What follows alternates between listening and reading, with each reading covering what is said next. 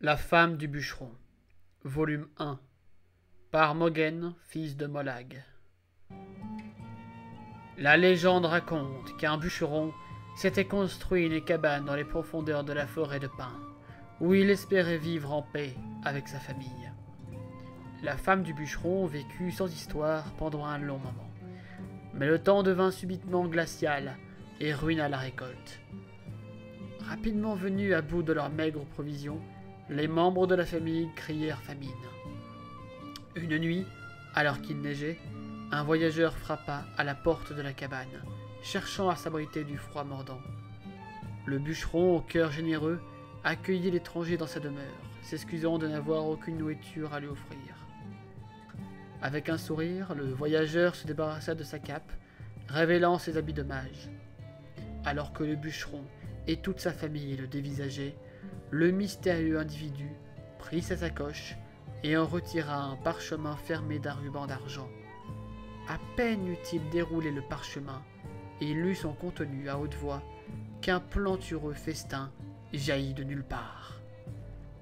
Cette nuit-là, tout le monde dans la cabane du bûcheron mangea à sa faim. Jour après jour, la neige continuait de s'accumuler et tous les soirs, le mage utilisait un autre parchemin de son sac et en lisait le contenu, faisant apparaître chaque fois un nouveau festin. Mais le 5e soir, la femme du bûcheron réveilla son mari pour lui faire part de sa méfiance vis-à-vis du magicien. Il était certain, disait-elle, qu'il y avait un prix à payer pour tous ces festins dont il profitait chaque soir. Le bûcheron ne voulut rien entendre. Après avoir failli succomber à la famine, sa famille mangeait à sa faim. C'était un cadeau des divins, lui répondit-il, et il était stupide de remettre leur sagesse en question. Mais la femme du bûcheron ne fut pas convaincue. Chaque nuit, elle était de plus en plus effrayée et désespérée. Elle était certaine que sa famille avait pactisé avec un démon et que le temps viendrait où le mage leur demanderait quelque chose d'innommable en échange de ses bienfaits. Pendant que tout le monde dormait, elle se leva et prit la hache de son mari. Elle se glissa jusqu'à la chambre du voyageur et d'un seul coup, lui trancha la tête. Soudain, la tête coupée du magicien se réveilla. Ses yeux s'ouvrirent grands et, découvrant son corps mutilé, il poussa un hurlement terrible.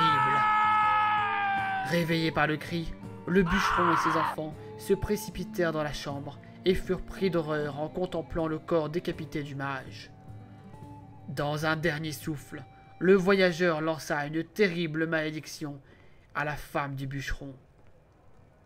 Après sa mort, elle serait damnée et reviendrait hanter les bois la nuit, seule, pour se consumer au lever du soleil.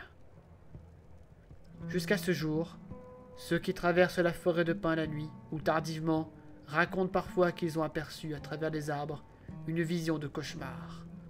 Une femme en pleurs portant une hache ensanglantée.